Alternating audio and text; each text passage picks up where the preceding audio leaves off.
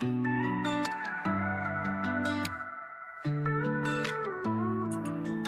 the world before us waiting still, and hearts that need to know, we'll boldly speak the gospel's call, wherever we may go.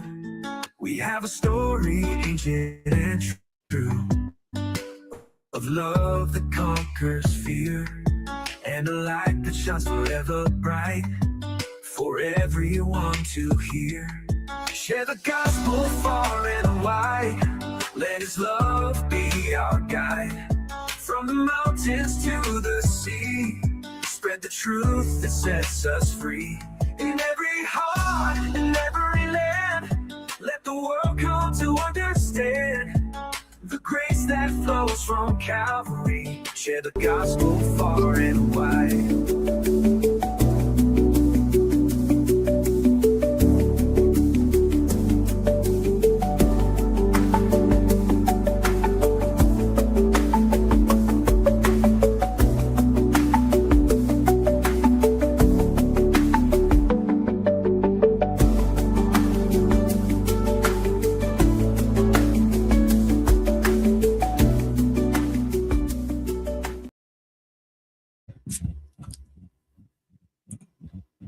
Hello and welcome to tonight's show. I invite you to this amazing discussion of God's Word with my dear brothers once again, Brother Gift Chibangu, Brother Nathan Loudon, as well as Brother Josh. Brothers, welcome to the show tonight. And hey. Thank you so much, bro. Yeah. Good to see you all again. Yeah, So thank good you to so see much. you. Together. Yeah. It is a good time again to open the pages of God's Word so that we can consider yet another passage. As we may be aware, all of us, we want to consider the passage in John's Gospel in chapter 6. We want to see if truly John chapter 6 teaches that, one must, partake of the emblems, the bread and also the wine for the forgiveness of their sins and also for eternal life in general. We want to see from the context of this passage, is this truly what the Bible teaches regarding how salvation can be received by somebody who wants to have their sins forgiven of God? Brother Chibangu, could you please pray for us and then we can get started? Okay. Shall we pray together? Our Father in heaven, we thank you for this day. We are thankful that you've allowed us to be in this day and to be able to do all that which we've been able to do. We are thankful for the ability that was given us and for the energy that we had for all that which we've done. We are thankful for sustaining us and for helping us thus far. We look to you, our Father, even for this time that we have together, that as we would open the scripture concerning John chapter 6, that you would give us the understanding, and that our Father, the things that we would be able to discuss, to talk about, would be that which is in line with you, that would be able to bring out that which you would want even to the people. We pray also for the saving of many that are without a Savior, that as they would hear concerning these things, that they would choose even to be saved by faith in our Savior, the Lord Jesus Christ. We thank you, our Father, for this time together. We pray that you magnify your word and glorify your name. For this we pray, even in the name of our Savior, the Lord Jesus, we pray. Amen. Amen. Brother, Amen. thank you so much for such a powerful prayer. Brothers, once again, we are here to discuss the passage found in the Word of God, and that is John's Gospel, chapter 6. We want to see Does John chapter 6 really teach that one must partake of the emblems, the bread and the wine, for the forgiveness of sins, or rather for salvation or eternal life? Should one partake of the emblems so then they can have eternal life? We know this is one of the misconceptions out there, especially in the Catholic Church, but not only the Catholic Church. I believe even among the CMML people, there are those who teach that when they partake of the emblems, then their sins are kind of forgiven or something. And so we Others want to too. see, we want to see if truly that is what the Bible teaches. Brother Nathan, there in States, is this something that is common? Is this something you've come across? Yes, it's there, especially like you said, among Catholic churches here. Not so much among churches that are similar to like CMML in Zambia, right? Most of the assemblies here, they, at least on this issue, they're very well grounded. But Catholic and other churches as well, they might teach us these things. And it all has to also do with that same idea that, you know, when you take the bread, that the teaching that is the actual body of Christ, and the cup, the actual blood of Christ as well. So, which is a Catholic thing. Yeah. Brother Gift, is this something that you've come across in your own life? Yeah, it's actually something that I've been used to through my life because of the background of being a Catholic. So I've actually gotten used to such kind of things being talked about. Yeah. Yeah, All through right. the mass that is there, you would see all this. Of course, it is pointless as who to be able to get to discuss into it. Yeah. So before we get to read the Bible, this is our brother Ryan from needgot.net.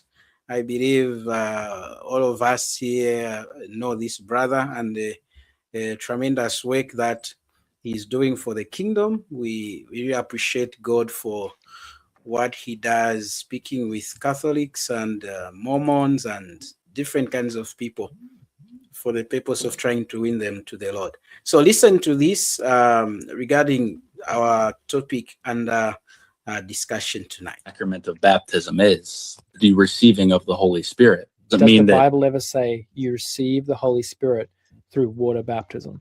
No, and that's just it's the classic Protestant versus Catholic is every single thing that we must believe to be found in this Bible. But the Bible tells us how we get the Holy Spirit. And so shouldn't we go with what God has said about how we get the Holy Spirit rather than what the Catholic Church says when they're not quoting from the scriptures? The Catholic Church does follow the Bible. Everything the Catholic Church teaches is not based in the Bible. It is based in the Bible. Because where's the Bible teach you get the Holy Spirit? By baptism. Doesn't. You've admitted, you even said before, it's not. So therefore you cannot say that every belief of the Catholic Church is based on the Bible. It absolutely is. Then where? It's all biblical. It's all biblical. Where does it say you get the Holy Spirit by water baptism? I don't have it off the top of my head. I'm not as well versed as you, but it's not. I'll tell you, there's nothing. And even Trent Horn admitted this in the debate. He actually admitted when I asked him, where does the Bible teach that you lose salvation by missing Sunday Mass even once without a necessary reason? And he admitted there's no verse. It doesn't come from the Bible. Where? Because it comes from their church, his church, not from the Bible. The church being the foundation of truth. No, that's not. You've conflated the word church. We call it the equivocation fallacy, where you see a word church and you say, oh, that's talking about my institution. That's not what even the word church means. The word church is simply an assembly a body of believers gathering together. It's not talking about an institution with a hierarchy, cardinals, popes, and things like that. When you see the word church in the Bible, don't think my church, my Catholic church. It's not what he's talking about. Yeah, so you brothers, the reason why I decided to play this clip is what this gentleman said, to say that everything that the Catholic Church teaches is biblical, right? Everything that the Catholic Church teaches is biblical. And today we want to see if truly whatever the Catholic Church teaches is from the Bible. One of the things, as mentioned by Ryan in this clip, is the issue of Mass. As we talk of Mass, we are talking about what we want to discuss tonight, which is the bread and the wine. Maybe we can straight away go to our passage of interest, which is, of course, John's Gospel in chapter 6. Maybe to be nice, if possible, to read as many verses as possible in that chapter. I know it is long, and so because of time, we might not be able to read everything, but we can go straight to John's Gospel and chapter John's Gospel chapter 6. Then we read where the confusion is originating from. We examine the context of this passage. We see if truly the Lord Jesus was endorsing cannibalism. You know, you need to drink my blood and my body. And we see this also in the same way, Moseko, especially during the breaking of bread. I hear this a lot when somebody's giving thanks, whatever. They misunderstand the words in the scriptures. So we are starting from verse 22. This is where the whole thing, I think, begins. So just for the sake of the context, we know that the Lord Jesus has fed the 5,000, Jewish people in Israel. And these people are looking for him because he vanished away from their presence. He went to the other side of the sea. And so on the following day, when the people who were standing on the other side of the sea saw that there was no other boat there except that one which his disciples had entered, and that Jesus had not entered the boat with his disciples, but his disciples had gone away alone. However, other boats came from Tiberias near the place where they ate bread after the Lord had given thanks. When the people therefore saw that Jesus was not there, nor his disciples, they also got into boats and came to Capernaum, seeking Jesus. And when they found him on the other side, on the sea, they said to him, Rabbi, when did you come here? Jesus answered them and said, most assuredly I say to you, you seek me not because you saw the signs, hear that, but because you ate of the loaves and were filled. How terrible that was. They were not looking for him so they could see him as the Messiah and believe him, but because they wanted more food. They wanted more food. Now Jesus says, do not labor for the food which perishes, but for the food which endures to everlasting life. The key word here is everlasting life. We have these two words here, everlasting life. So he's talking about everlasting life, even where we are going, which the Son of Man will give you because God the Father has set his seal on him. Jesus was in the business of giving people eternal life. Even now, he's in the business of giving people eternal life. Then they said to him, what shall we do that we may work the works of God? Verse 29, which we can never forget. Jesus answered and said to them, this is the work of God, that you believe in him whom he sent. Therefore they said to him, what sign will you perform then, that we may see it and believe you? What work will you do? Our fathers ate the manna in the desert, as it is written, he gave them bread from heaven to eat. Then Jesus said to them, most assuredly I say to you, Moses did not give you the bread from heaven, but my Father gives you the true bread from heaven. For the bread of God is he who comes down from heaven and gives life to the world. Then they said to him, Lord, give us this bread always. And Jesus said to them, I am the bread of life. He who comes to me shall never hunger, and he who believes in me shall never thirst. But I said to you that you have seen me and yet do not believe. Right? All that the Father gives me will come to me, and the one who comes to me I will by no means cast out. For I have come down from heaven not to do my own will, but the will of him who sent me. This is the will of the Father who sent me, that of all he has given me, I should lose nothing, but should raise it up at the last day. And this is the will of him who sent me, that everyone who sees the Son and believes in him may have everlasting life. And I will raise him up at the last day. Another brother, please take verse 41. The Jews then complained about him because he said, I am the bread of life. I am the bread which came down from heaven. And they said, Is not this Jesus, the son of Joseph, whose father and mother we know? How is it then that he says, I have come down from heaven? Jesus therefore answered and said to them, Do not murmur among yourselves. No one can come to me unless the Father who sent me draws him, and I will raise him up at the last day. It is written in the prophets, and they shall all be taught by God. Therefore anyone who has heard and learned from the Father comes to me. Not that anyone has seen the Father, except he who is from God. He has seen the Father. Most assuredly I say to you, he who believes in me has everlasting life. I am the bread of life. Your fathers ate the manna in the wilderness and are dead. This is the bread which comes down from heaven, that one may eat of it and not die. I am the living bread which came down from heaven. If anyone eats of this bread, he will live forever. And the bread that I shall give is my flesh, which I shall give for the life of the world. The Jews therefore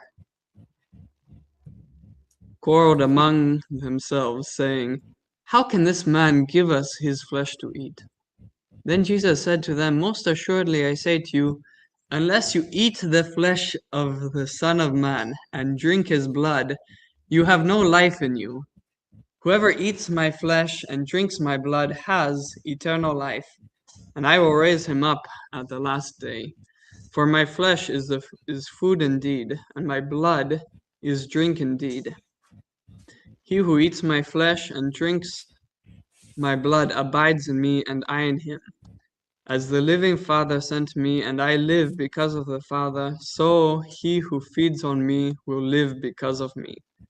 This is the bread which came down from heaven, not as your fathers ate the manna and are dead, but he who eats this bread will live forever. These things he said in the synagogue as he taught in Capernaum. Amen. Amen. Brothers, that is what we have in the Word of God, John's Gospel, chapter 6. And yet we have, this teaching coming from the Catholic Church and other movements that indeed it is in the Bible, John chapter 6, where the Lord Jesus endorses cannibalism, according to them. You need to drink his blood. You need to eat his flesh, his physical flesh, his real flesh, his real blood. You need to drink it in order to have eternal life. Of course, that is referencing the verse that our brother just read recently, which is verse 51. I am the living bread which came down from heaven. If anyone eats of this bread, he will live forever. And the bread that I shall give is my flesh. which I shall give for the life of the world. So, having read the context of this chapter and the verses around it, verses above and verses below, Brother Josh, what have you gathered? Yes, bro. Well, I think the context is very important. We failed to read the beginning of the chapter, of course, due to the long passage. But it starts off at the beginning of chapter 6 with the Lord Jesus feeding 5,000, where he found 5 loaves of bread and 2 fish, and he split those, or not really split them, but multiplied them in order to feed many people. And so then it comes to verse 26, where we started. And the Lord Jesus points out to the people that they are not here because they want him or because they saw signs. No, they are just hungry. They want more food. And so this passage, the Lord Jesus sort of uses the example of the miracle which he did of multiplying the bread and the fish, and he uses that as a teaching example to show himself to be bread, but not physical bread, but rather bread which comes down from heaven. He describes himself as the bread of life. I am the bread of life. He also says, I am the bread which came down from heaven. And he also distinguishes himself between him and manna, which came down from heaven, which was physical, like physical bread in the Old Testament. He's saying he's not that, he's not physical bread, but you could say he's a spiritual bread. He says in verse 40, he says, "For this is the will of my Father, that everyone who believes in the Son, everyone who beholds the Son and believes in him will have eternal life. And I myself will raise him up on the last day." I'll raise him up on the last day. We see that phrase said a few times in this passage, like down in verse 54. In this verse 54, it says, the Lord Jesus says again, "He who eats my flesh and drinks my blood has eternal life." So you can see that he's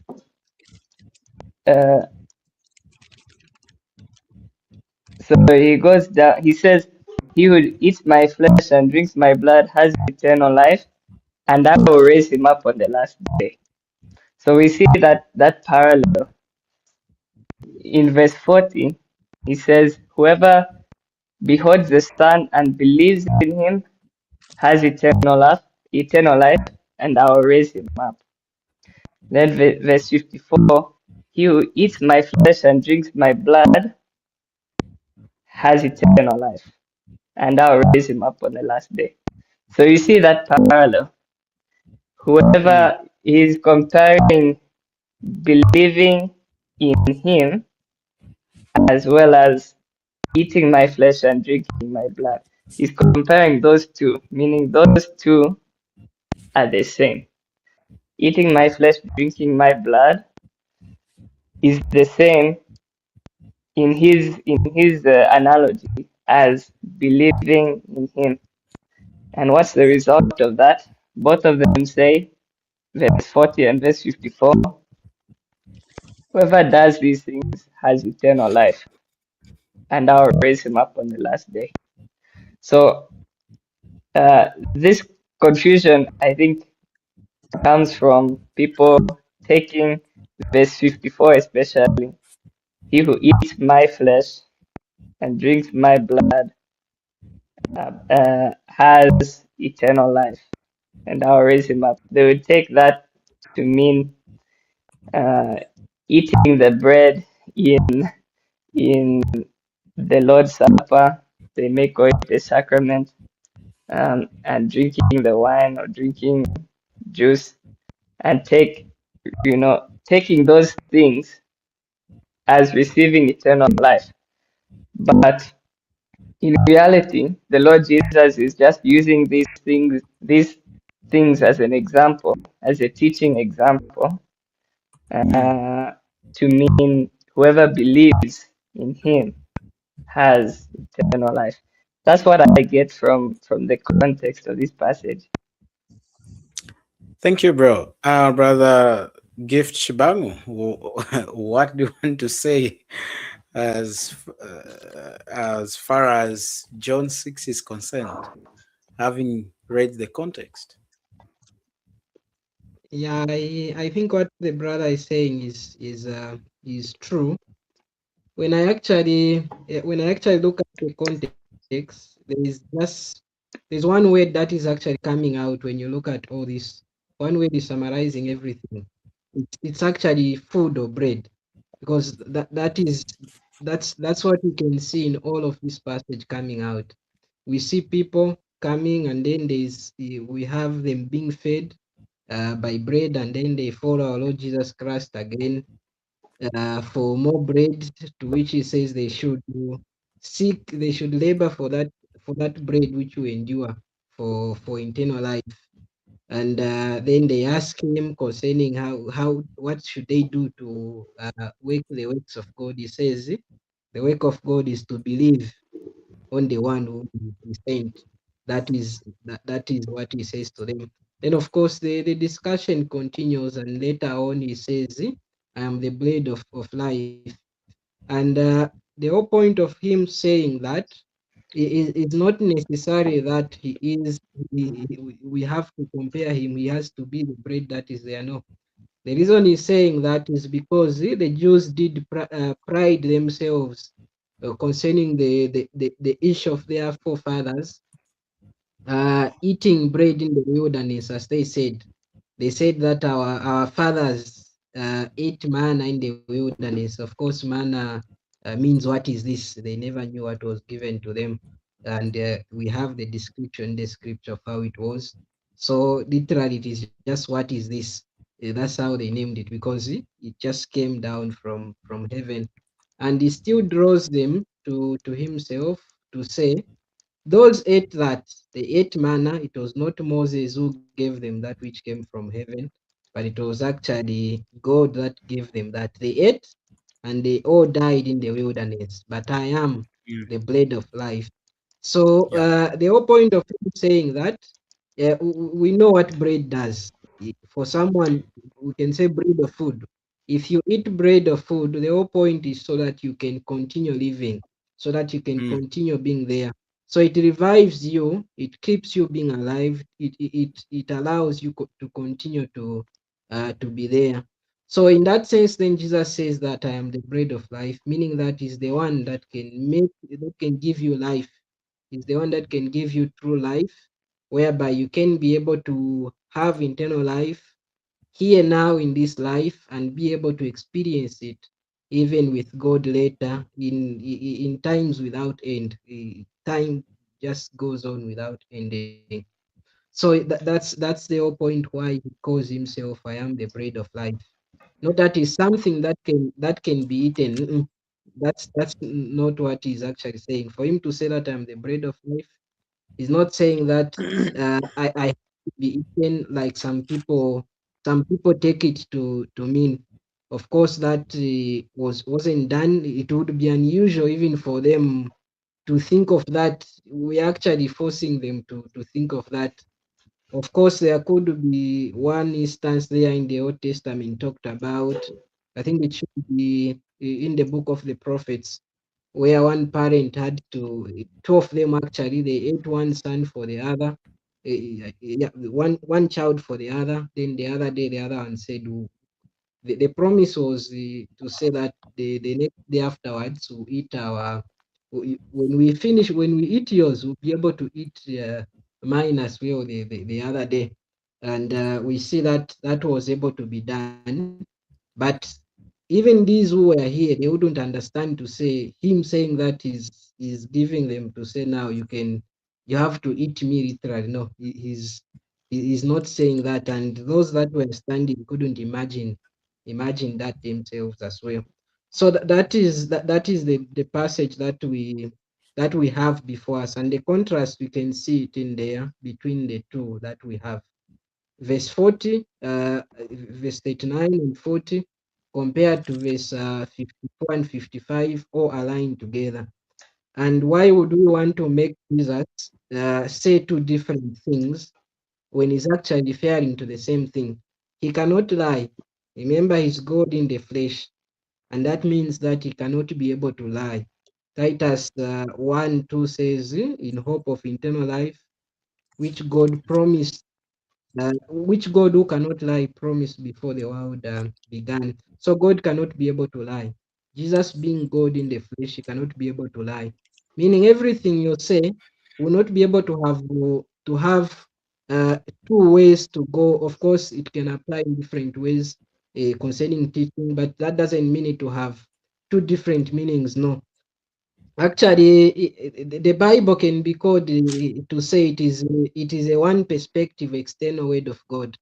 By that it means to say it just brings one view. It doesn't bring two ideas that are different. All of them are true. No, this is the same thing that we are seeing here. Jesus cannot say two statements meaning different things. That means is it could be this statement is lying, the other one is not, but we see all of them are lining together. So trying to take the other one in another way and leaving the other one in another way means that we are trying to make the Lord Jesus Christ a liar, and cannot be able to.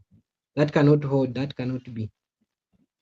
So that is the context that we are able to see in that passage. Thank you, bro. Brother Nathan, um, anything that you want to say at this point? Yeah, you know, bro, all of this talk about bread and wine is making me quite hungry. I'm thinking we should even add some shima there and some mayungu and you know, kasumbi. As long as our sister is willing to cook for us, we are ready to eat. Very much so. No, you know, this whole thing is it's very interesting because in Zambia you have that saying, or people will often say, you ask them, bro, have you eaten today? And maybe they've had chicken and chips or something, right? But they'll say, no, I've not eaten. Why? Because they haven't had shima. Right, bro? They haven't had their Yeah, shima, which fills them up. And that's what's happening here. These people, they were part of the feeding of the 5,000, as the brothers mentioned. That day they were full, completely full, so much so that they even had 12 baskets of leftover food. And that's what the Lord Jesus is doing here. He's using that and their experience of that as a picture of who he is. The same way that the bread and the fish filled them up the previous day is the same way, is a small picture of the way that the Lord Jesus himself can fill a person up, and not just temporarily and then you get hungry again, but fill them up regarding eternal life. And I think the Lord Jesus, you know, he's really speaking like a normal person here. What do I mean by that? Normal people, when they're speaking in everyday language, we use pictures to reference certain things, to make our conversations more interesting, if you will. Right? We can say, oh, I just bought a phone. That phone cost me an arm and a leg. right? What do I mean by that? Does that mean that I actually cut my arm off and gave it to the person to pay for my phone? No, it's a figure of speech. We're using Yeah. pictures to just make conversations more interesting. And throughout the Gospels, the Lord Jesus does the same thing. You even go back to chapter 4 with the woman at the well, and he uses that well right in front of him as a picture that, you know, that just the same way as water will satisfy your thirst, it only does it temporarily. But the water that I give to you shall breathe like a spring welling up to eternal life. So it's pictures. Later on in the Gospel of John, he uses phrases like, I am the light of the world. Does that mean that Jesus is now light and we should now be taking like the light coming from these light bulbs up here? This is Jesus here, you know? It doesn't make any sense. And with that as well, you know, throughout this whole passage, he's explaining what he means by these pictures, right? He says, verse, he starts off by saying he starts off by talking about what he means in verse 27. Do not labor for the food which perishes, but for the food which endures to everlasting life, which the Son of Man will give you. Okay? And then they ask, well, what is this work that you're talking about?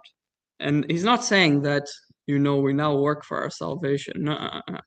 He's saying, what is the work that you do? It's simply that you believe in him whom you have sent. Just believing is the work that he's talking about. It's not talking about going to church, helping the poor, or anything else. He's just simply talking about believing in him. Okay? Again, he explains what he means. Verse 32.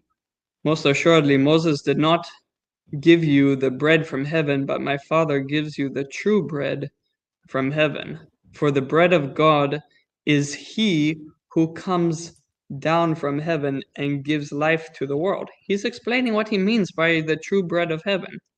It's the one talking about himself who has come down from heaven to give life to the world. And again, verse 35, I am the bread of life. Okay? He who comes to me shall never hunger, and he who believes in me shall never thirst. Okay, and all of this can be summed up by verse 47 that says, most assuredly I say to you, he who believes in me has everlasting life.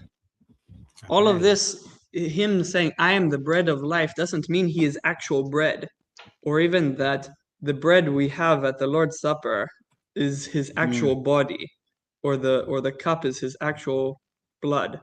They're just symbols, they're just pictures that he's using to illustrate for himself, and which is the most important thing, that he who believes in me has everlasting life. And that's what everyone listening to this needs to know, is that have you believed in the Lord Jesus Christ, and as a result do you have everlasting life?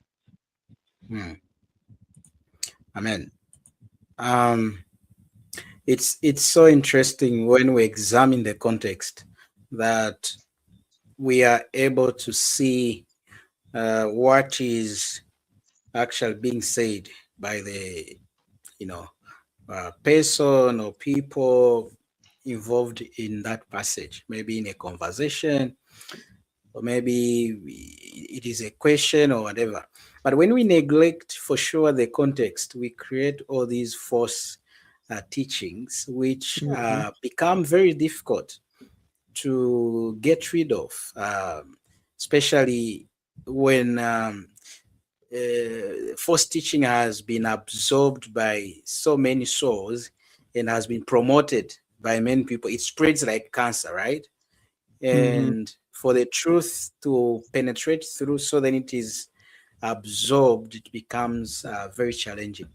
I want to show you here what I came across on the Catholic page online, and this is what I found regarding the subject we are discussing, the issue of cannibalism, and it is clear, it is documented in the official documents that for sure the Lord Jesus was endorsing cannibalism. Of course, they don't say he was endorsing cannibalism, but based on their own writings, it shows. For example, here they are saying in brief, 1406, Jesus said, "I am the living bread that came down from heaven. If anyone eats of this bread, he will live forever. He who eats my flesh and drinks my blood has eternal life." They are quoting what we are from reading, right? "Abides in me and I in him." John 6:51, 54, and 56. 1407, Article 1407. The Eucharist is the heart and the summit of the church's life. Speaking of the Catholic Church, that is not the universal church of the believers, but this is the Catholic Church.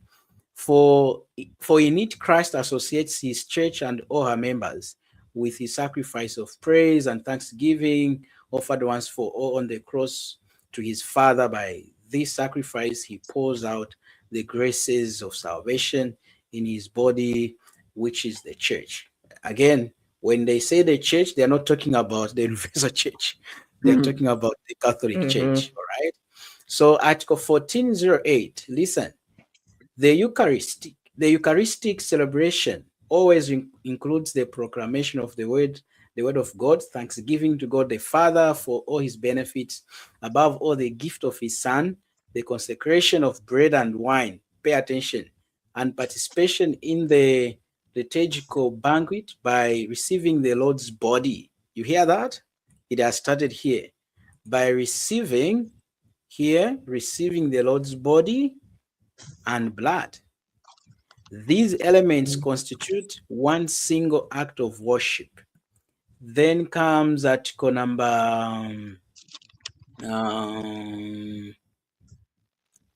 what? 1410. It is Christ himself, the eternal high priest of the New Testament, or New Covenant rather, who, acting through the ministry of the priests. Again, when it says priests, this is speaking of the Catholic priests and not what scripture teaches, right? When the priests, when they offer the Eucharist sacrifice, let me read that again. Acting through the ministry of the priests offers the Eucharistic sacrifice, and it is the same Christ really present. You hear that?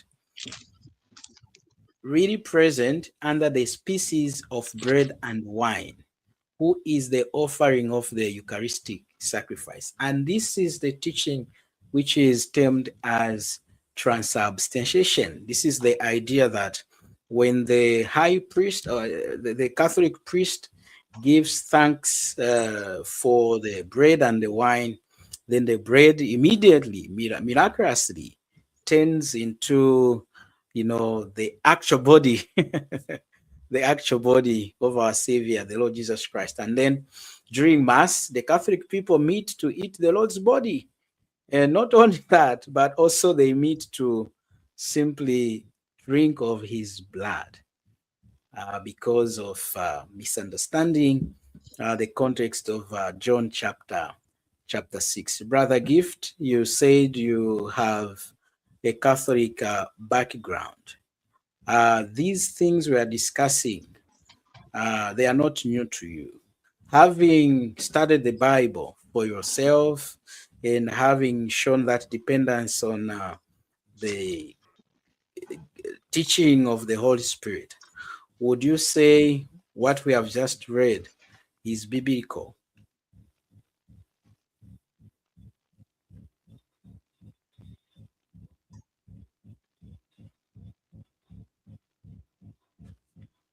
Looks like he's frozen. Brother Nathan, go for it. Oh, did he pick it? Maybe your microphone is off. Is it? Gift. I don't think. Yeah. God disturbed a bit, so I couldn't hear anything that you were talking about for maybe 2 minutes or so. Oh, brother Nathan, go for it then. Go for what? What What you I have been just, saying? yeah. Yeah.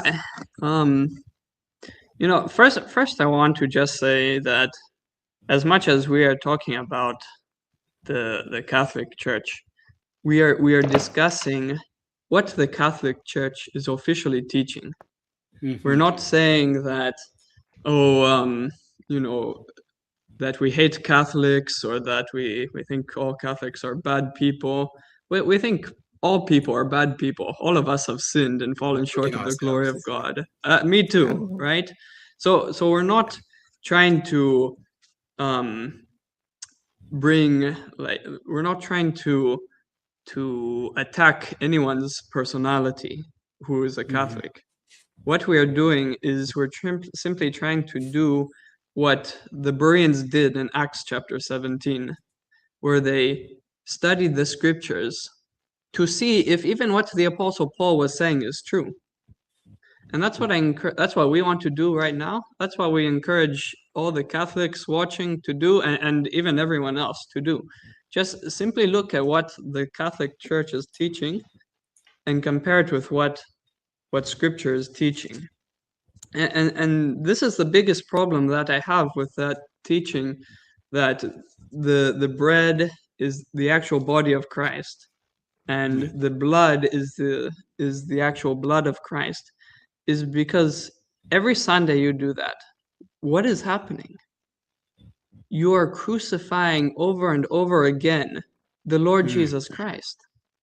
Every Sunday, Jesus Christ is literally dying over and over again. And Catholics will admit that. Many will. I don't know about you, Brother Gift, when you're a Catholic, but many will admit that. But if that is the case, you're diminishing the value of Christ's death on the cross. You're making it something where it's not really that valuable as what he actually did. If you go to Romans and chapter 6, Romans chapter 6 and verse 10 says, talking about the Lord Jesus Christ, for the death that he died to sin once and for all. But the life that he lives to God. Did you get that? He died only once. And he died once for all. And what did he say when he was on the cross? He said, "It is finished." See, that is how valuable the death of the Lord Jesus Christ was. It was so valuable, it was able to cover the sins of every single person in this world, past, present, who has lived past, present, and future, to pay for their sins. And that's why he said, "It is finished." And he proved it by rising again the third day. And so when you're saying that, oh, this is Christ's actual body and his actual blood, and you're crucifying, he's being crucified every single Sunday, it directly contradicts this verse, Romans chapter 6 and verse 10. And then you have article number 1413 there. It states, by the consecration, the transubstantiation of the bread and wine into the body and the blood of Christ is brought about under the consecrated species of bread and wine. Christ himself, living and glorious, is present in a true, real, and substantial manner in his body and his blood, with his soul and his divinity. This is according to Council of Trent, DS 1440, 1651. Yeah. Brother Josh, what do you say about that? Yeah, this sort of idea or doctrine of transubstantiation, it seems to me like it's coming from a desire to take their teaching and their doctrine and force it onto the Word of God. Because as we've seen here, at the beginning of this article, you read those verses, which we read. What does it say? John 6:51, 54, and 56. You notice how they've picked out these verses and used them to support what they want to say. I'm assuming it comes from the Catholic Church, the Catechism, and it looks like they are taking their doctrine and trying to make the Word of God support their doctrine. But as you've seen, if you take the whole context, all of it together, the whole passage, you've seen that the Lord Jesus is not advocating that he is actually in the bread. This bread that he's talking about here is the bread of life, which is eternal life. And whoever eats of that bread, or as we've seen by the context, means to believe in him, has eternal life. Yeah. But I don't know why they would like to ignore that part and try to say that whoever eats of their bread, which they somehow bless and bring the Lord Jesus, I find it funny because it's like they think they are more powerful than Christ himself. They think they can summon Christ and turn him into bread. I don't know if that makes sense. It's like the priest, he's holding the bread, and then once he prays, it automatically becomes Christ, as if they are powerful enough to summon the Lord Jesus Christ and change him into bread. I think it comes from a lack of understanding of the context of the scripture, and also from a desire to preach their own doctrine and make the Bible support what they want to say. Yeah, Brother Gift, comment on article number 1416. Communion with the body and blood of Christ increases the communicant's union with the Lord, forgives, look at that, forgives, what did I do? Excuse me. Oh, yeah. Forgives his venial sins and preserves him from grave sins. Since receiving this sacrament strengthens the bonds of charity between the communicant and Christ. It also reinforces the unity of the church as the mystical body of Christ. Wow.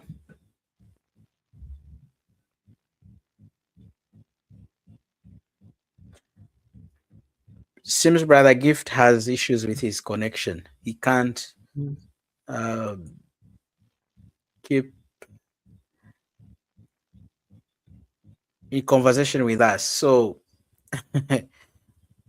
yeah, I think he will be able to join. So, I find this personally so disturbing because why would anybody be thinking of such things? Article 1614, it is saying that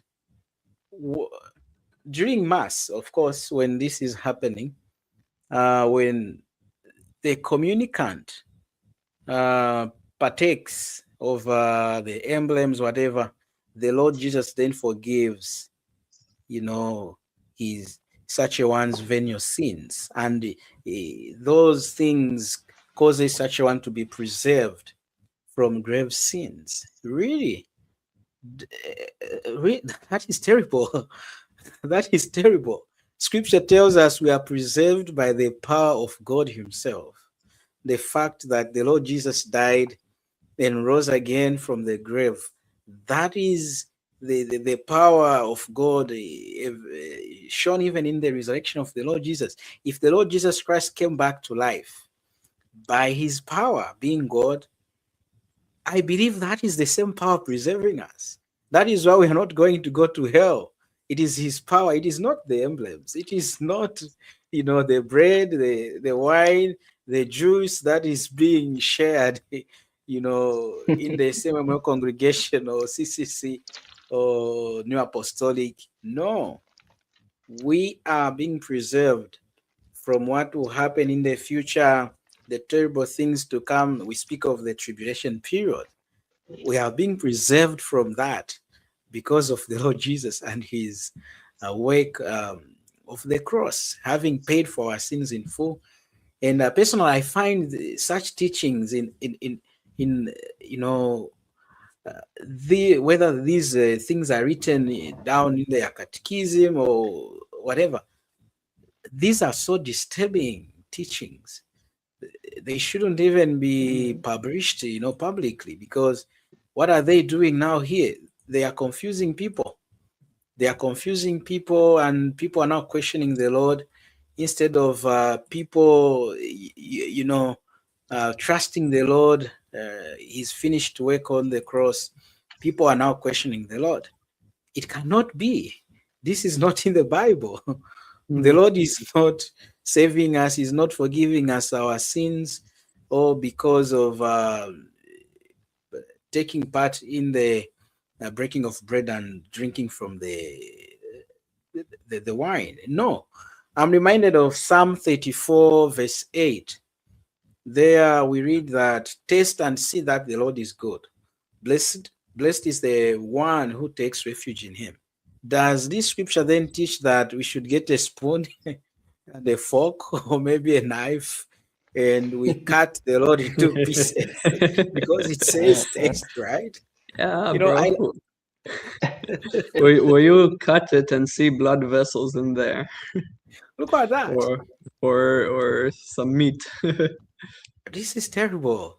This is terrible. I love what you said, Brother Nathan, when we are talking about John 6, that the Lord Jesus, like in our day-to-day conversations, we tend to use figures of speech, right?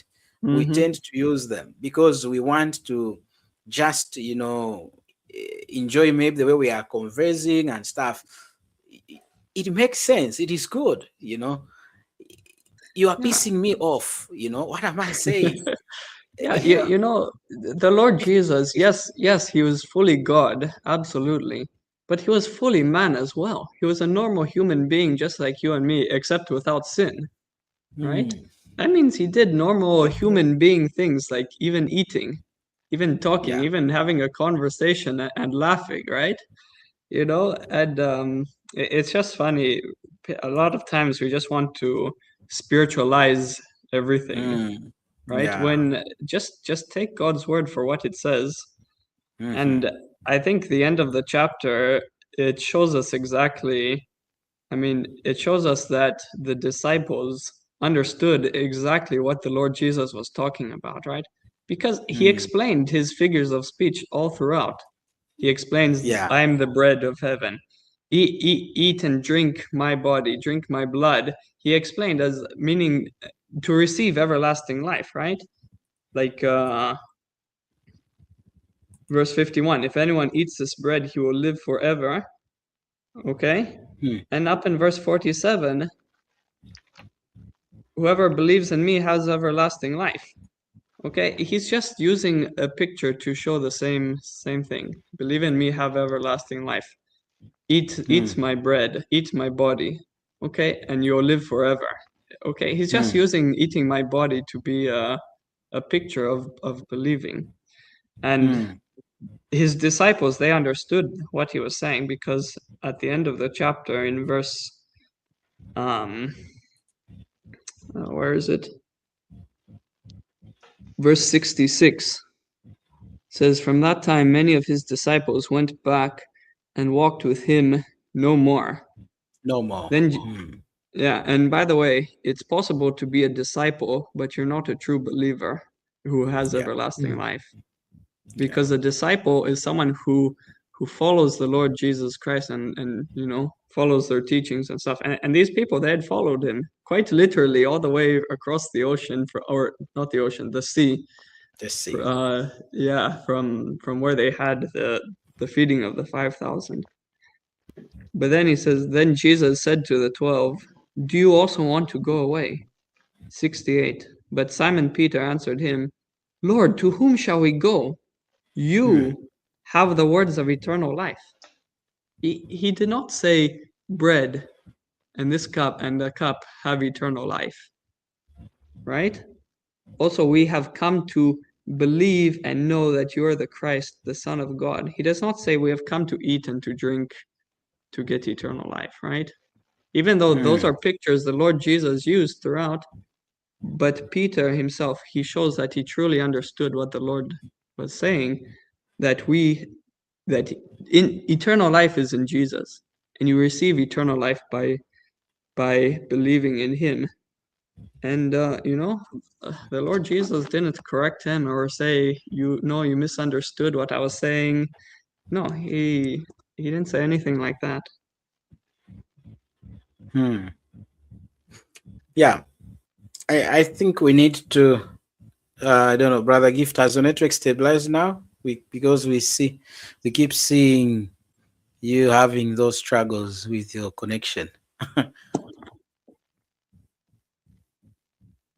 Yeah, I think now it has, my network has stabilized. Yes. Are you Yeah. able to get me now? Very well. Go for it. Yes, Say it anything has you want. stabilized. Yeah. So I think we had the issue of them talking about, to say that, of course, they have the mass, and then in that mass it has phases that we were hearing. And then in the phase when it reaches for them to take the communion, their priests have to pray over that bread that they have, and that wine that they have, and then by their prayer, they say that makes that bread to have the presence of Christ inside, though outside you can see it to be physical bread, and the same you can see that to be wine in the cup, but once it is prayed over, the actual presence inside is that of the body of Christ himself, and also his blood, his actual blood is what happens to be inside there. But that is contrary to the teaching of scripture, as we heard from Brother Nathan, and from the brothers that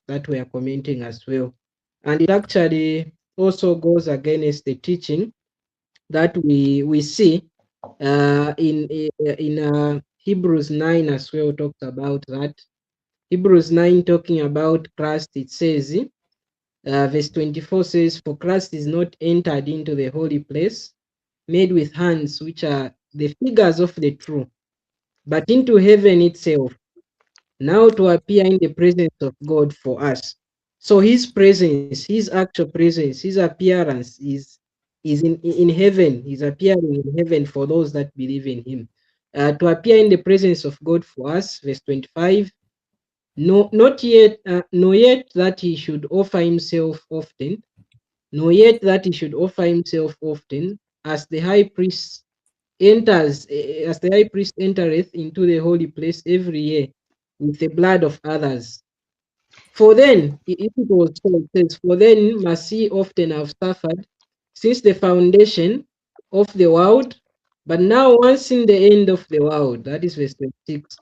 But now, once in the end of the world, hath he appeared to put away sin by the sacrifice of himself. So Jesus offered himself once, and by that one time offering, by that one time suffering, by that one time bloody death, his bleeding, his death on the cross, one time burial and one time resurrection, he has sanctified, he can sanctify, he can justify all those who would believe in him. So to say that the bread that they use and the wine that they use transforms, has the actual presence inside of Jesus Christ. That is to say, as we've talked about, is suffering again and again. And that is actually an insult to the Lord Jesus Christ. And also an insult, it is also an insult to the eternal God, to the all-powerful, all-wise God. Because if we are to say that Jesus Christ comes again into that bread once it is being eaten, that means to say God was confused. Even the plan of the whole Bible, God was confused. Because if it was so, why wasn't Abraham breaking bread?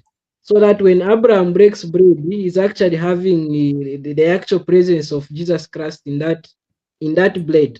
Then it would make sense. We can tame God by making Abraham to break bread where Christ is in there. That God is logical by doing that. But Abraham never broke bread that is broken today. In remembrance of the Lord Jesus Christ. He never did that. So we are actually trying to outline, remove the scripture that calls God wise God, and say that God is not logical, is not wise. He doesn't. His dealings are confused, but that is not the case. That we see from the scripture is the wise God. Salvation is the way He planned it to be. That man should be saved by that, and that is by faith alone. So the partaking of the bread will not bring anyone forgiveness. The forgiveness will come from believing. So says the Bible. We have Acts 10:43, Hebrews 9:22. Acts 10:43 will talk about that to Jesus, to him bear all the prophets witness that anyone who believes in him receives forgiveness of sins. So forgiveness of sins is never received by eating a loaf of bread or anything secular that you put in your mouth. No, it is received by believing in the Lord Jesus Christ, by the shedding of blood of the Lord Jesus Christ, not by anything other than that. So bread cannot be able to stand. It cannot be able to stand for you to bring forgiveness to you or any such thing. And in fact, this is the point of what we are talking about. When we were talking about context of chapter 6, when you analyze the book of John, you look at the whole book of John, beginning from chapter 6, you go back and you go in front. I'm beginning to get surprised why people would bring in the issue of breaking of bread into this passage, because when you look at the context of chapter 6, just that chapter alone, it is not talking about the breaking of bread to remember the Lord Jesus Christ. It's just talking about bread. And when we go further, you would actually be surprised to note that John does not talk about Jesus lifting up bread and saying, "This is my body, take, eat among you." John does not talk about Jesus lifting up the cup and saying, "This is my blood." John doesn't talk about any of that. All that he tells us in regard to the Lord's Supper, he just talks about the Lord's disciple in chapter 13. The Lord's disciple being the Lord washing the feet of his disciple, and then he says you ought to do this to one another. Of course, it goes on to talk about other things related to Judas. Whatever you do quickly. It doesn't talk about him lifting up a cup and saying this is my blood, or does it begin with talking about this is my lifting up the bread and saying this is my body which is broken up for you. It doesn't talk about any of that. Now, why would we want to bring it in here when it is not it is not there even in the entire book of John? It is in the other accounts of the gospel. So that is where the whole misunderstanding is coming from.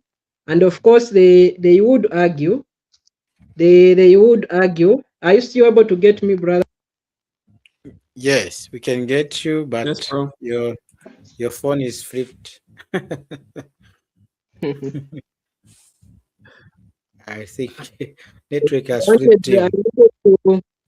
wanted to, it's Okay. okay. I wanted to read some things that brings them to this.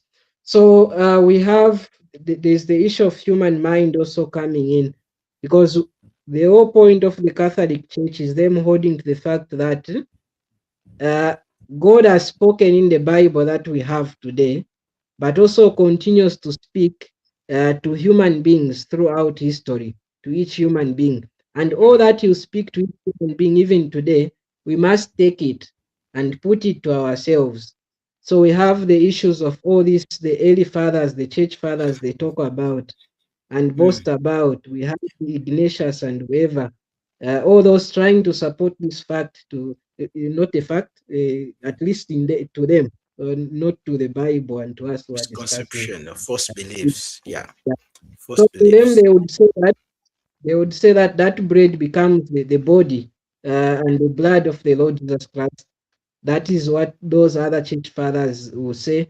Some of them, of course, Ignatius and would be the disciple of John the Apostle who wrote this book, and also wrote the book of Revelation. And now it gives the people the impression to say, since this person is the disciple of John the Apostle, whatever he wrote about, we are going to take it to be true. But that should not be the case. That should Mm. not give you the authority because someone was a disciple of an apostle. Then whatever he wrote about, we should take it to be true. No. Even apostles themselves admitted of mistakes. I'm not talking about mistakes of writing the scripture. No. I'm talking about Mm. their Mhm. human nature. We have Mistakes. Peter being withstood by Paul Mhm. concerning what he did, withdrawing himself from the Gentiles. That was an issue, and Paul records it. So the Bible has also mistakes of those that even wrote the Bible itself. That does not Mm. mean to say those mistakes we should take them and apply them on ourselves and practice them. Solomon having, however, wives, 700 wives, 300 concubines, that doesn't apply to say we should also use it to have however many we want. No. He wrote the scripture true, but what he did was wrong in doing that which he did. So similarly for those the others that we have, what they wrote had mistakes. It's not. I'm not talking about the apostles. I'm talking about Ignatius and all those that you people boast about. I'm referring to those hearing. Uh, so any the things they wrote has mistakes in them. We can't take those. We can't take those mistakes and apply them on us because they are mistakes. Even we that are there today, sometimes we make mistakes in our speaking, but that doesn't mean we should stick to them. They should anything that we find that would disagree to the Bible, we should not take it. If I've held to a view that is wrong, and then when I read my scripture, when I read the Bible, it tells me to say this and that, it should be like this and this, then I should be able to change and hold to Mhm. what the Bible says and take it the way it is, and not hold to that which I held to. Because see, the Bible is the word of God. Actually, Psalm 138:2 says he has placed it above all his name. So he has Mm. magnified his word, he has placed it above all his name. All his words are pure words. There's no mistake in them. So the only thing that should be a standard is the word of God.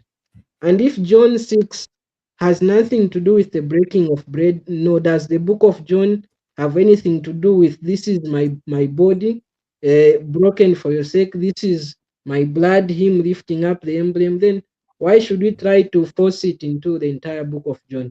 That is a mistake. And actually, I find it funny. I find it funny that they would think to say that Jesus is in the breaking of bread, is in by presence is in the breaking of bread, but outside is not there, and then they take that bread to say that's what is offering them salvation. While at the same time, before you break that same bread, you have to enter into confession. And by that confession, the meaning is that's where your sins are being forgiven. And then after your sins are forgiven in confession, there you come again and take the bread again to receive eternal life, to receive forgiveness of sins again. See the confusion that is there again. So the saying is, by that man's ways are complicated and useless. by that confession, you said you've been forgiven, and then you go again get another forgiveness at the same time. There's actually no sense in there again. You are playing with God, Yeah. and that is Yeah. not the way God works there. So there is great misunderstanding of scripture there. The New Testament nowhere teaches that in our dispensation of grace, the church era, God is, wanting us to earn our forgiveness of our sins. Actually, the scripture teaches that in our dispensation, forgiveness has been paid for, and God is giving it to us freely as a gift. But in the old covenant, people would ask God for forgiveness. And that is why we even have the Lord's Prayer saying, forgive us our debts or our sins as we forgive others. I have something to boast about. God, you are forgiving me because I forgave Nathan yesterday, right? If I didn't forgive him, I understand if you choose not to forgive me because I didn't forgive Nathan. But scripture tells us today we forgive others today because we have been forgiven already.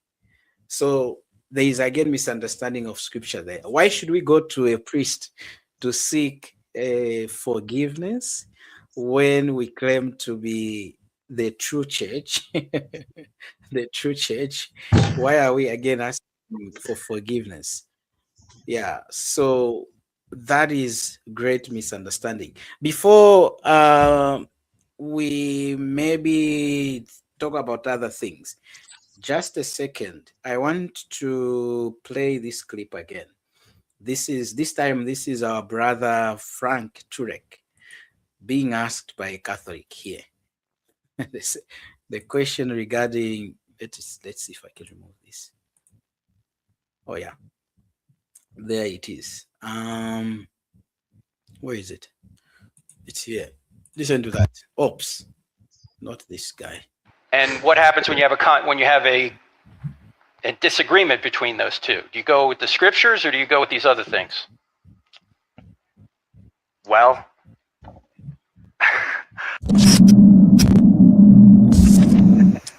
you said you were Catholic at one point. Yeah. So I was curious, what do you believe on the Eucharist? And if the Eucharist is truly the body and blood of Jesus, don't you need it for salvation?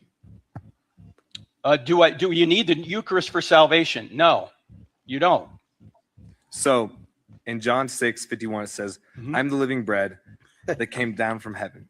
Anyone that eats this bread will live forever. And the bread that I will give for the life of the world is my flesh. What are, like, okay? Do you believe that is a symbol, or do you believe that Jesus? I think it's a symbol, but if it is the body and blood of Christ, I'm fine with that. I don't have a dog in this fight. You know, if you want to say transubstantiation is true, I don't have a problem with that. But I know it's not necessary for salvation. Why? Brother Nathan, before we go any further, did you hear what this brother said? Yes. What do you say? Well, really, you have nothing to do with that statement. Transubstantiation. You heard how he was dodging. Yeah, I was just a bit confused. No, I really like Frank Turek. He's a lot of good messages for the most part. And he's correct in saying that he believes it's a symbol, and because it is a symbol, right? Yeah, I was just a bit confused why he would say that. Well, if you want to believe in transubstantiation, I have no problem with that. I have no problem with that. Really? Especially when you know, the guy literally read John chapter 6 and interpreted it that you have to physically eat what he says is the body and blood of Christ in order to receive eternal life, right? That's a huge problem when it comes to the issue of salvation. Yeah, it is. So I don't know. Maybe you have to play it some more. Maybe he'll explain what he means. Because what does Paul say in Romans chapter 10, verse 9? That if you believe in your heart that Jesus is Lord and confess with your mouth that God raised him from the dead, I might have that backwards. If you confess with your mouth that Jesus is Lord and believe in your heart that God raised him from the dead, you will be saved. Doesn't say anything about baptism, doesn't say anything about the Eucharist. So you're not saved by anything external other than Jesus. And the entire book of Galatians, the whole theme of the book of Galatians is Jesus plus nothing. That's it. Mm-hmm. And I don't believe in putting any limitations on God at any point. Well, no, I do. I do believe in limitations on God because God puts limitations on what's true and false. Yes, so but I don't believe that there's a limitation on being saved. But I truly do. What do you mean by that, though? So I don't believe that if you don't receive the Eucharist, you can't go to heaven. Okay. I don't believe that's entirely impossible. But I do believe that the sacraments are set up as a pathway to heaven by God through the apostles' teachings. Okay, where are last rites in the apostles' teaching? What? Sorry, what's that? Where are last rites in the apostles' teaching? I'm not familiar with what that means. That's one of the sacraments the Catholic Church says you need to get. The last rites? Last rites. What's that? Oh, the anointing of the sick. Where are the last rites? Yeah. In like, where does it say you have to get last rites in order to be saved? I don't know. And, okay, so that's what I'm saying. So I'm not saying it is you can't be saved without it. Okay. I am saying that without the church, without that guideline, it makes it more difficult. So like, and for the most part, I was just curious on your opinion because you came from Catholic background. Sure.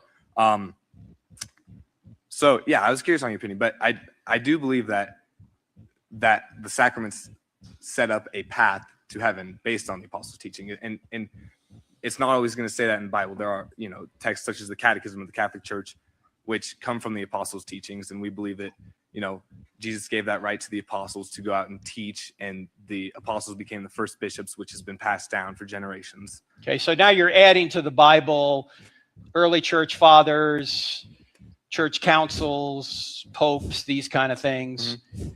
And what happens when you have a disagreement between those two? Do you go with the scriptures or do you go with these other things? Well, honestly, I don't know. I believe that when Jesus sent the apostles, he said that through, what you say comes from me. So through their teachings is coming from God. Right, but all the teachings we have from the apostles are in the Bible. It's true. Brothers, I'm sure we are able to see how well Satan has manipulated people going to the Catholic Church by making them believe that the church fathers, the popes, church councils, whatever, like we even saw in some of their articles there, that these are the people who received extra information from God. When scripture states clearly that the Bible is breath of God, and there is a warning in Revelation 22, do not add to the scriptures, but yet we see that being practiced, accepted by the Catholics. I find that so dangerous. And we shouldn't be adding to the Bible. We shouldn't be, creating our false teaching so that people can buy our false teaching. That is dangerous. And honestly, I respect what our brother Frank Turek does, I know, but I don't agree with him when he says that I have no problem if you want to believe that the transubstantiation is. That is a big problem. Somebody's believing in the work-based salvation, right? Yeah. That should cause you to think of where they are going. I know he might have clarified it further as he began to counteract this guy, but I think it is a lesson to us also, for us. I know it is always hard when you are dealing with somebody who believes in other things than ourselves. Sometimes we want to try to avoid them, maybe so we don't maybe offend them, kind of. But by so doing again, we end up compromising, which is not good. I think we should call a spade a spade. If we agree with you, say I agree with you. If we don't, I don't agree with you, based on the scriptures. What do you brothers think?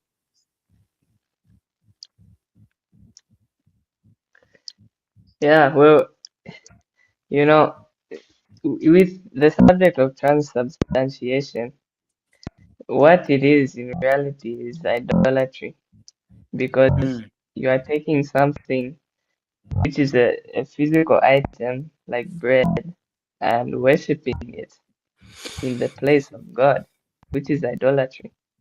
mm, You are taking something which is not God and making it to be God, which is a huge problem. yeah. So for Frank to say something like it's okay to believe in transubstantiation, Mm, I I don't agree with that. Um, yeah, it seems like also that young man who was asking the questions, it seems like he's also uh been deceived, like you said, Brother mm, Kennedy. He's deceived by the Catholic Church mm. to believe what they want him to believe rather than the scriptures, which is it's very sad, and it's very common also, unfortunately.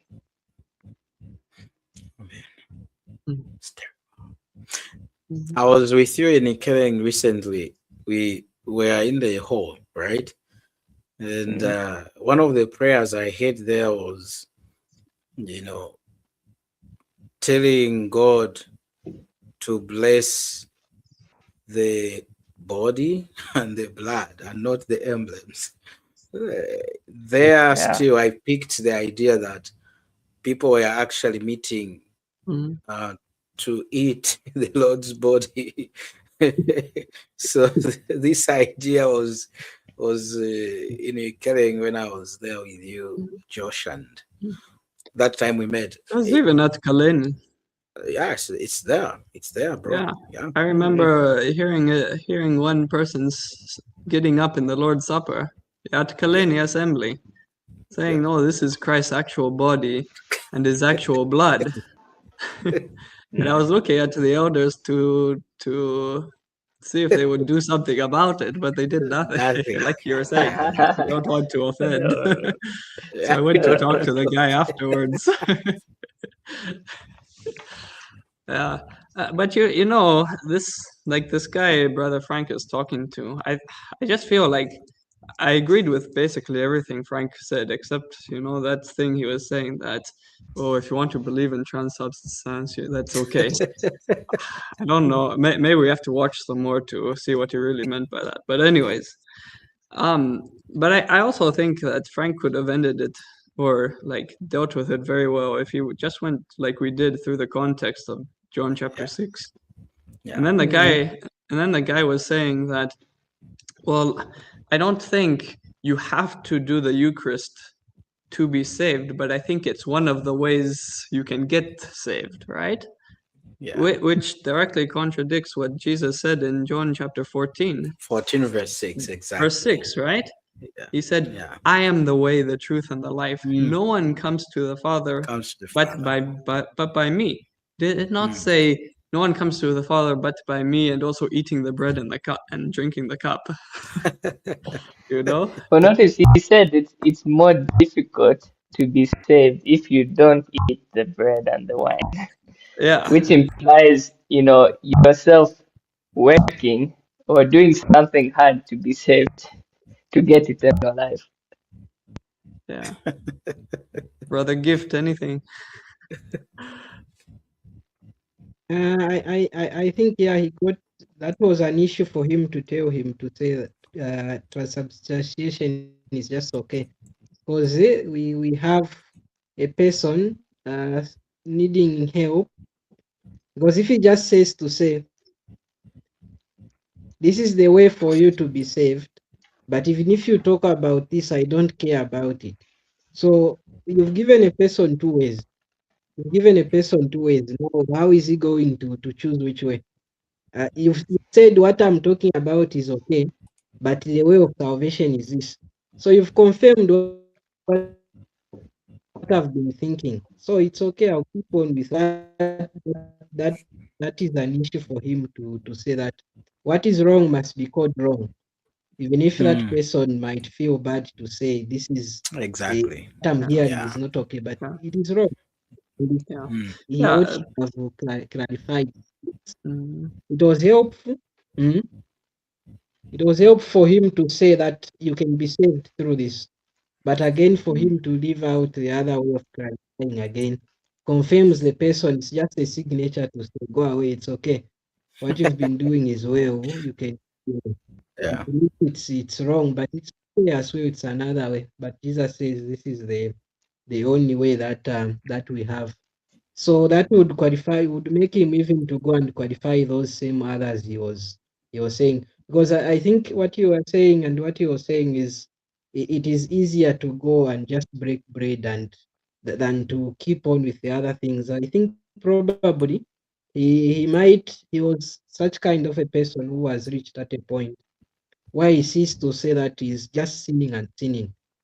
So because he's just sinning and sinning, he ceased to say, just going to break bread is easier than maybe trying to stop myself from maybe committing sexual morality, from maybe stealing, from maybe robbing. I can't do any of that. So the only way easier for me is this way where Jesus says to say, eating my flesh and my blood, you are receiving eternal life by eating my flesh and my blood. And by that him he takes it to say it's the bread and the wine that they would be able to eat. So that was an issue for him to be able to say that. Mm.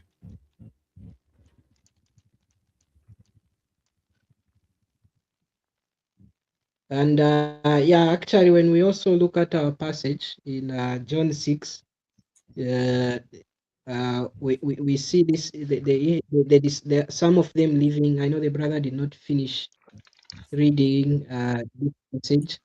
So it says in verse 61, when Jesus knew in himself that his disciples complained, verse 60, therefore many of his disciples, when they heard this, said, this is a hard saying. Who can understand it?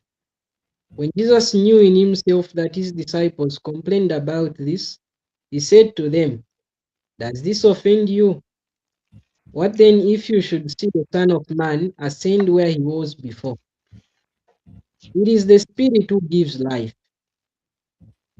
The flesh profits nothing. The words that I speak to you are spirit and they are life. But there are some of you who do not believe, and then it continues that he knew those that did not believe in him and the one who would betray him. So actually, from the flesh, from where, from anything that is human, from anything that is human or that is of our nature, of our sinful nature, nothing can come out from our human nature. It cannot be able to profit you anything. Either the eating of the bread or the wine, that will not be able to bring you anything. It profits you nothing, says Jesus. So the only thing that can be able to give life is the Spirit. The Spirit is the only thing that can be able to give life. And that's what Jesus is saying. These words that I'm speaking are spirit and truth. So there is only one way to attain salvation. That is through believing in the Lord Jesus Christ. And by believing is the same thing that Jesus means to say, eating his flesh and drinking his blood. So the whole idea there is that through his bloody death, through his death and his shedding of the blood, that work is the only way a person can be able to find salvation. You uh, finding meaning into that, finding why he died for you on that cross, why he shed his blood, and resting in that as the only way whereby you can be able to enter heaven. Then by that you can be saved. That is the only way where you can attain salvation. Nothing of the flesh. Anything you cultivate as a man, Anything you remove from your wheat and make into flour, it turns into bread that cannot be able to bring you salvation. It's only Christ alone who can be able to bring you salvation. He is the one that can revive the soul to be able to enter heaven. He is the one that can make you alive because you are born dead. As we are actually born dead into this world, all of us. And because we are born dead, we can't respond in any way. The only way we can be saved is through Jesus giving us life. How? By you believing in that work. So it is actually the Spirit who gives life. From the flesh, we'll be able to get nothing from it. Amen. And it's interesting that verse 63 emphasizes this figure of speech. And I thank the Lord that the Lord Jesus would say such words in verse 63 to say, it is the Spirit who gives life. The flesh profits nothing. The words that I speak to you are spirit. In other words, I was speaking spiritually. I was not speaking in human terms. You know, I was speaking in a figure of speech, in other words. And we thank the Lord that the Lord Jesus concludes that. And apart from that, he says that the words that I speak to you are spirit and they are life. You see that? So how can one have eternal life? We have seen already. It is by God's grace, which he demonstrated towards us in that while we are yet sinners, Christ died for the ungodly, like Josh and Wana, Nathan and Gift, everyone else on this podcast. So we have come short of the glory of God, and we can't do anything of our own to earn God's salvation. Salvation is not something we can earn by our work or maybe obeying some of the commandments or whatever, like the sacraments. Never. Salvation is a free gift.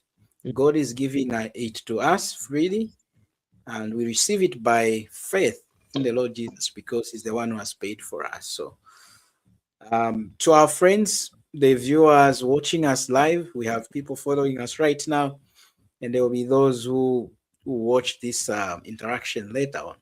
We want to reinforce our position as far as salvation is concerned. We believe that salvation is entirely the work of the Lord himself, as the work done by the Lord Jesus Christ on the cross for us. And we believe that he is the one who said it is finished. That means he completed the work. And we believe that through faith in his death for our sins, his burial, and resurrection for our justification, one can be saved. When you put your faith in Christ, that he died for your personal sins, he was buried and rose again. And that is the gospel as seen in 1 Corinthians 15, verses 1 through to 5, if you want, or 4. We see there that the gospel is that Christ died for our sins and that he was buried and rose again, according to the scriptures. And so when a person puts their faith in that, in Christ, in him alone, nothing else counts but Christ and Christ alone, then such a one is saved, as Paul would say to the Corinthians. So we ask you to check yourself, kindly examine yourself. What are you trusting? Who are you trusting for salvation? Are you trusting the sacraments? Are you trusting the church fathers? Are you trusting the church leaders? Are you trusting you're going to church or anything? Please don't. Rely 100% on the Lord Jesus. Don't give him 80%, then the 20% is coming from yourself. Never. It doesn't work still. You need to give him the whole 100% because he's the one who said one time over 2,000 years ago, it is finished. And so we encourage you to trust alone the Lord Jesus. And the Bible has promised eternal life to those who believe in our Savior the Lord Jesus Christ, because God can never lie. Let me remind you before we even conclude our podcast, in Titus chapter 1 and verse 2, the Bible tells us that our God cannot lie. In hope of eternal life, which God who cannot lie promised before time began, and but has in due time manifested his word through preaching, which was committed to me according to the commandment of God our Savior. So God cannot lie. The fact that he has mentioned it to us, and you have heard with your 2 ears that salvation is by God's grace through faith in Christ alone. God is giving you hope of eternal life. And this hope has been given to the world through the person of his Son, the Lord Jesus. And this God who has given this hope cannot lie. So when you say that salvation does not come alone by faith in Christ, like the gentleman that Brother Frank was talking to, you are actually saying that God can lie, even if you have not said it with your mouth, but indirectly, that is what you are meaning. You are saying, no, God, can you save me by just faith in Christ, even when I have done 200,000 sins? No, I need to say some prayer. I need to I need to attend mass. I need to go to church. You are trying to bribe God now, but he has told you, no, faith in my Son, the Lord Jesus. And scripture says, the just shall live by faith. Brothers, it has been a wonderful time discussing again, examining John chapter 6. We thank the Lord for the help given to us to be able to share those thoughts that have gone by. If there are things you want to say in conclusion, please say them quickly, because our time has gone and we need to call it a night and a day for Brother Nathan. I can go all day long. I can go all day long. Yeah. No, it's been a blessing, brothers. Yeah, It's been a joy to be with you again. Yeah, just a reminder of the same verse that we read in John chapter 6, verse 47. What Brother Kennedy said, most assuredly I say to you, he who believes in me, that's the Lord Jesus, has everlasting life. That is the key to everything.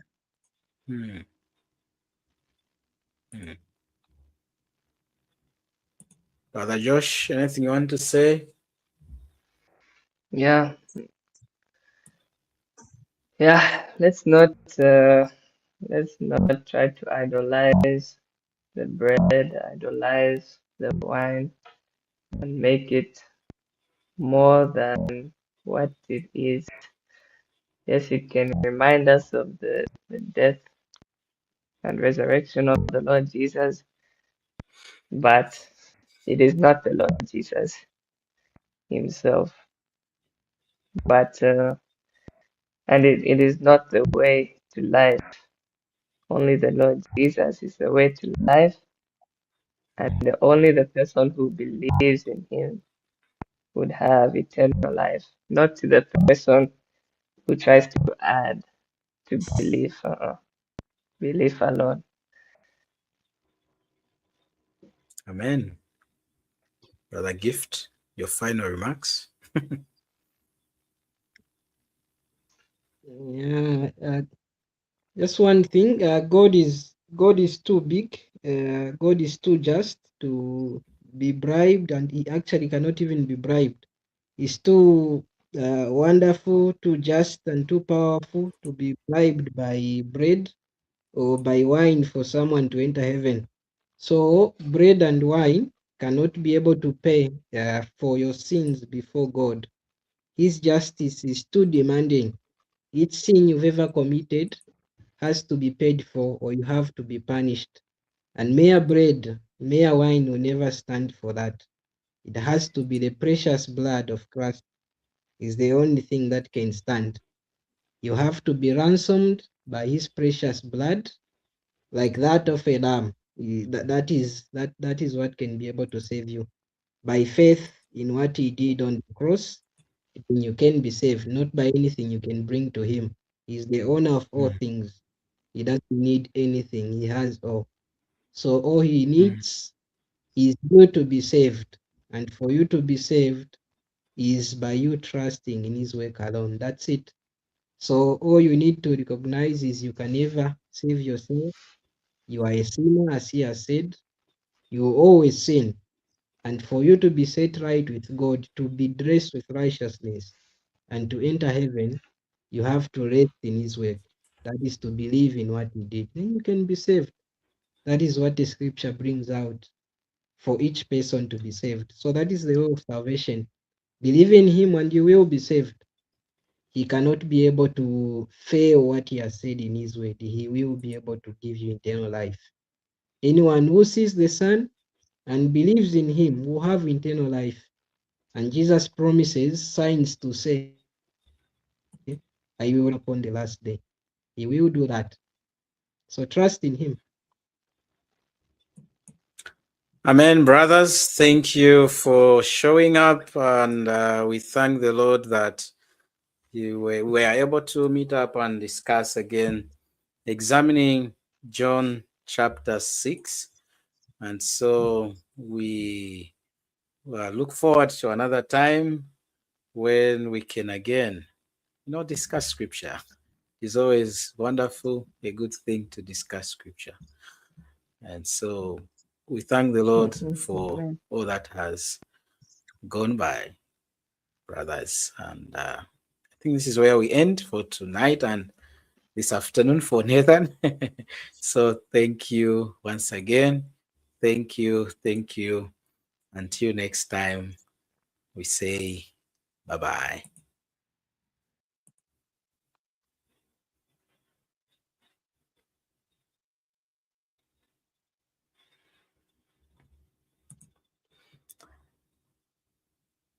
All right. Thank you. Thank you. Thank you. Thank you. We thank the Lord for that. Wherever people roam, there's a hope that's found in Jesus Christ that can lead them safely home. Share the gospel far and wide. Let his love be our guide. From the mountains to the sea, spread the truth that sets us free. In every heart, in every land, let the world come to understand the grace that flows from Calvary. Share the gospel far and wide. In every language, in every tongue, let the name of Jesus be sung. Through the ages, his truth will ring. To every nation, let it bring. Share the gospel far and wide. Let his love be our guide. From the mountains to the sea, spread the truth that sets us free. In every heart, in every land, let the world come to understand the grace that flows from Calvary. Share the gospel far and wide.